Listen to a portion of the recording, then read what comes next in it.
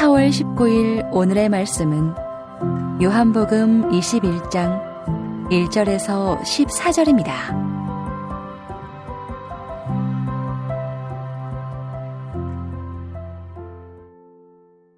그 후에 예수께서 디베랴 호수에서 또 제자들에게 자기를 나타내셨으니 나타내신 일은 이러하니라.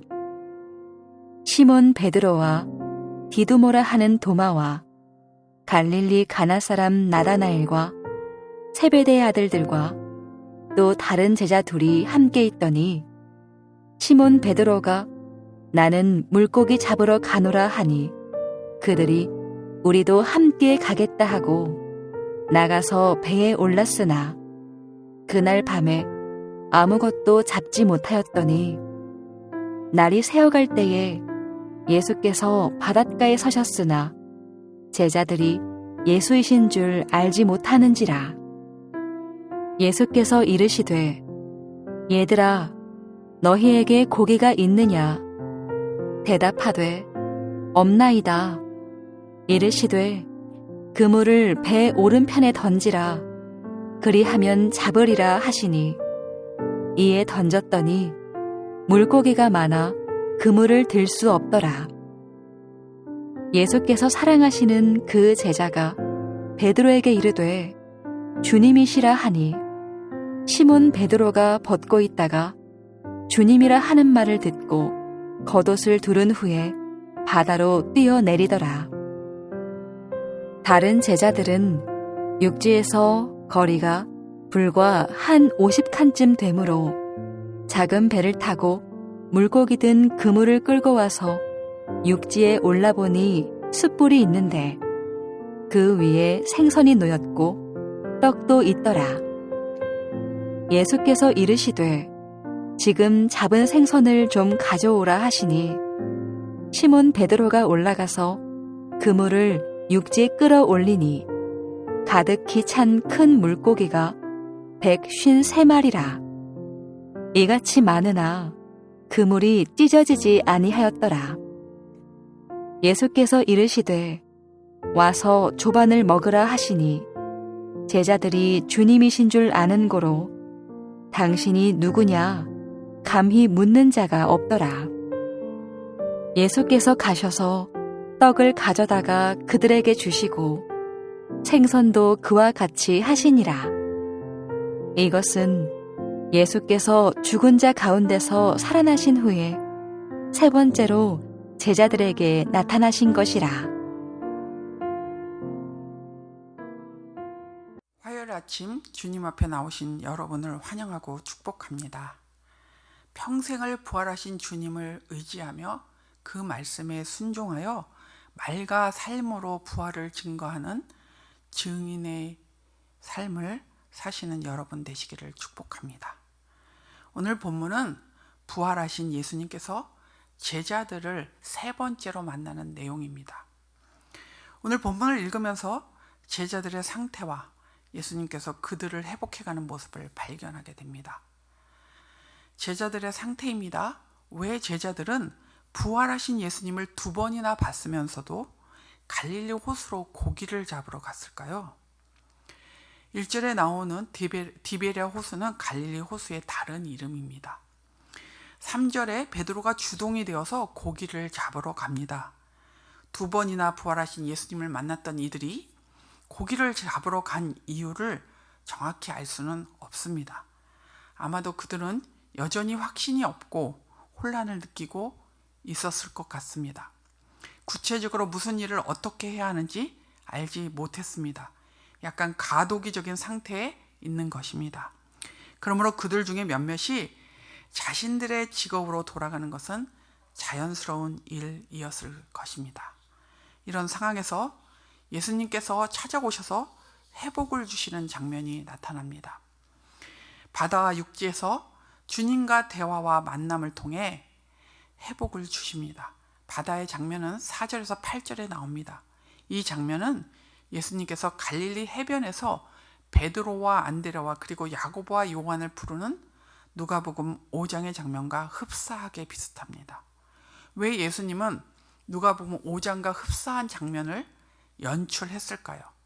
그 이유는 제자들을 사람 낚는 업으로 부르신 것을 제자들이 기억하게 하기 위함이었습니다.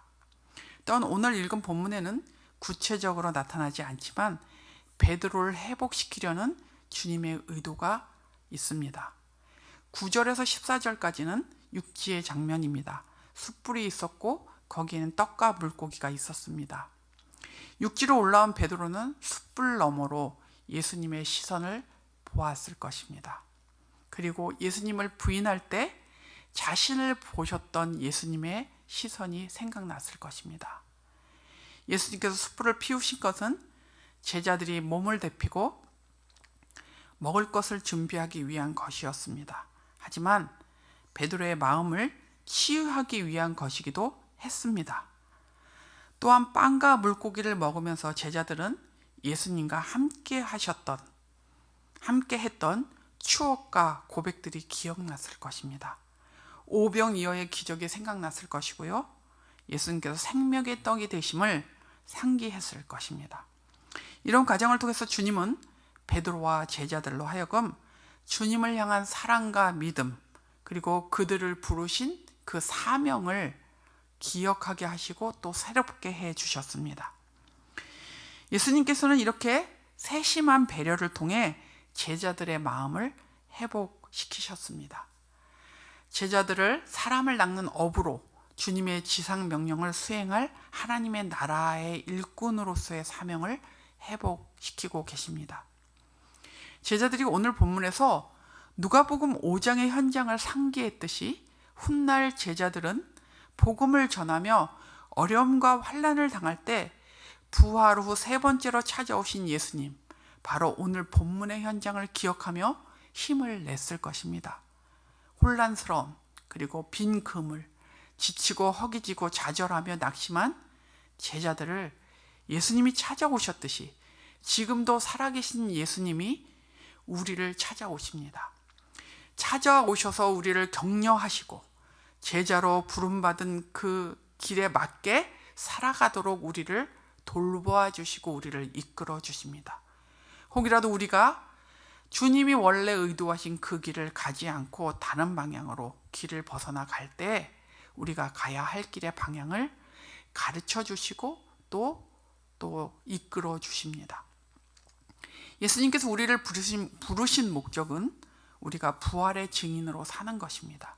물론 우리가 주님과 친밀한 교제를 하는 것, 그리고 우리가 구원받고 주님이 주시는 평안 안에 살아가는 것, 이런 것들도 주님이 우리를 부르신 목적이기도 합니다. 그러나 거기서 멈춘다면 우리는 바르게 예수 믿는 것이 아닙니다. 주님이 우리를 부르신 궁극적인 목적은 고난을 당할지라도 손해를 볼지라도 부활하신 주님을 증거하는 증인으로 사는 것입니다. 부활하신 주님을 말과 삶으로 증거하며 그렇게 살아가는 것을 위해 우리를 부르셨습니다. 부활의 증인으로 사는 것은 쉬운 일은 아닙니다. 그럴 때 제자들처럼 오늘 본문을 기억하십시오. 여러분이 믿음으로 살려고 하기 때문에 겪게 되는 여러 가지 문제들, 직업과 재정의 문제, 자녀 양육의 문제, 진로의 문제, 복음 전파를 하며 겪게 되는 문제들을 만날 때 제자들을 찾아오셨듯이 주님은 지금도 살아계셔서 우리 삶 가운데 찾아오십니다. 그러므로 이런 여러 가지 문제들 가운데 있을 때 혼자 애쓰지 마십시오. 전적으로 예수님을 의지하십시오. 그물을 내리라는 주님의 말씀에 순종한 제자들처럼 주님의 말씀에 순종하십시오. 주님을 의지하고 주님의 말씀에 순종할 때 빈 그물이 아닌 물고기로 가득 찬 그물을 올리게 될 것입니다. 그리스도의 영이신 성령님께서 우리와 함께 하십니다. 그러니 확신을 가지고 주님을 의지하며 말씀에 순종하여 말과 삶으로 부활의 증인이 되어 주십시오. 살아계셔서 우리를 찾아오시는 예수님께서 그 결과를 풍성하게 해 주실 것입니다. 오늘 하루도 찾아오시는 주님을 기대하며 말과 삶으로 부활을 증거하는 증인으로 사는 여러분 되시기를 축복합니다. 오늘의 암구호는 살아계셔서 찾아오시는 주님을 증거하라입니다. 살아계셔서 찾아오시는 주님을 증거하라. 오늘 기도하실 때 부활의 주님을 믿지 못하는 이웃들과 지난 주일 작정한 태신자들이 예수님의 부활을 믿는 은혜를 주시기를 기도해 주십시오. 함께 기도하겠습니다. 하나님 아버지, 주님이 십자가에서 우리의 죄를 대신하여 죽으셨을 뿐만 아니라 사흘 후에 다시 살아나심으로 우리의 하나님 되시고 우리의 주님 되심을 확증하게 해주셔서 감사합니다. 주님이 부활하셔서 지금도 우리와 함께 하시고 또 그 주님이 부활하셨기에 우리가 부활의 소망을 가지고 이 땅에서 때로는 어렵고 때로는 힘들지라도 믿음으로 살아가는 경주를 합니다. 하나님, 우리를 도와주시고 우리가 믿음 가운데 바른 경주를 하는 믿음의 경주자들이 될 수 있도록 은혜를 베풀어 주시옵소서. 특별히 기도하옵기는 하나님, 우리가 말과 삶으로 예수님을 증거하는 증인의 삶을 살게 해 주옵소서. 우리 안에 살아계신 그 성령 하나님, 그리고 우리와 함께 하시는 그 주님을 하나님 삶으로 말로 우리가 때를 얻든지 못 얻든지 증거하며 사는 용기 있는 믿음의 사람들로 살게 해 주옵소서. 앞으로 6개월간 저희들이 태신자를 품고 기도합니다. 하나님, 우리가 이름을 적고 주님 앞에 그 이름을 올려드리며 또 기도하며 나아갈 때 그 심령들 안에 성령 하나님께서 작업하여 주셔서 말씀을 받고 예수 그리스도를 그들의 구주로 영접하며 평생을 복을 누리는 그런 은혜를 누릴 수 있도록 하나님 우리 태신자들에게 함께 해주시고 우리 기도 가운데 함께 해 주옵소서. 우리가 태신자들을 위해 기도함으로 우리가 영적으로 부흥하는 은혜를 누리게 하여 주시옵소서. 하나님, 주일 예배와 주직 예배 및 기도회가 현장에서 열리고 있는데 하나님 온 성도들이 마음을 같이하며 모이게 힘써 모여 하나님의 은혜를 누리게 해주시고 한 공동체됨을 확인하며 영적 부흥과 하나님의 역사하심을 경험하는 그런 현장들로 채워갈 수 있도록 하나님 아버지 저희 모두가 모이게 힘쓰게 하여 주시옵소서. 하나님, 예수마당이 현장 모임을 시작했고 하나님 아버지 이제 모이고 있습니다. 은혜를 주시고 다음 세대들의 믿음을 지켜주시며 그들이 더 주님을 사모하고 또 교회에 오음을 즐거워하며 기뻐하며 감사하고 그런 영적인 교제들이 일어나는 예수마당이 될 수 있도록 함께 해 주옵소서. 섬기는 아버지 멘토들에게 은혜를 주시고 아버지 주님 앞에서 그 영혼들을 주님이 맡겨주셨사오니 정말 신령과 진정으로 주 앞에 마음을 다하여 그 영혼들을 돌보는 멘토들이 되게 하여 주시옵소서. 하나님, 다음 주 월요일에는 교육목회 컨퍼런스가 열립니다. 60명 정도의 목회자들이 지금 등록했고 하나님 아버지 그들이 기대하는 마음으로 이 컨퍼런스를 찾아올 것입니다. 하나님 아버지 주님께서 보내주셨사오니 컨퍼런스를 통해서 하나님 아버지 그들이 섬기는 교회가 강건해지는 역사들이 있게 해주시고 무엇보다도 다음 세대들 믿음으로 잘 세워가는 일들을 감당해내는 그런 도전과 또 용기와 또 하나님 통찰력을 얻는 컨퍼런스가 될 수 있도록 간섭하여 주시옵소서.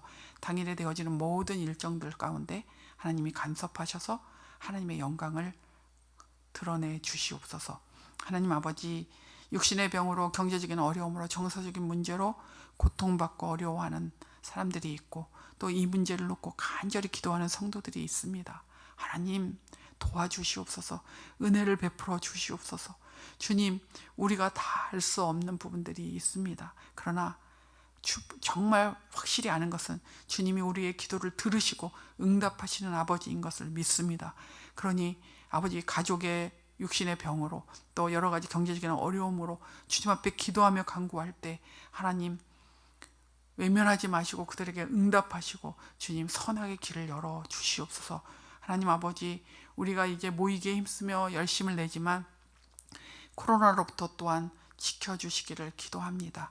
조심하고 안전하게 우리가 모임들을 진행하게 해주시고 혹시 성도들 중에 코로나가 확진되었다면 하나님 순적하게 넘어가고 후유증 없이 온전하게 회복될 수 있도록 은혜 베풀어 주시옵소서.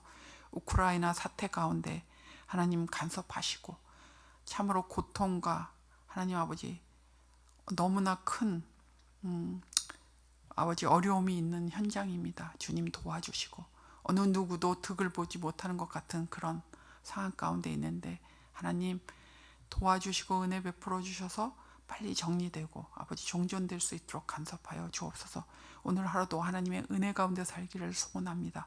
주님 지켜주시고 오늘 말과 삶으로 주님을 증거하게 해 주옵소서. 예수님의 이름으로 기도합니다. 아멘. 하늘에 계신 우리 아버지여, 이름이 거룩히 여김을 받으시오며 나라가 임하시오며 뜻이 하늘에서 이루어진 것 같이 땅에서도 이루어지이다. 오늘 우리에게 일용할 양식을 주시옵고 우리가 우리에게 죄진 자를 사하여 준 것 같이 우리의 죄를 사하여 주시옵고 우리를 시험에 들게 하지 마시옵고 다만 악에서 구하시옵소서. 나라와 권세와 영광이 아버지께 영원히 쌓옵나이다. 아멘.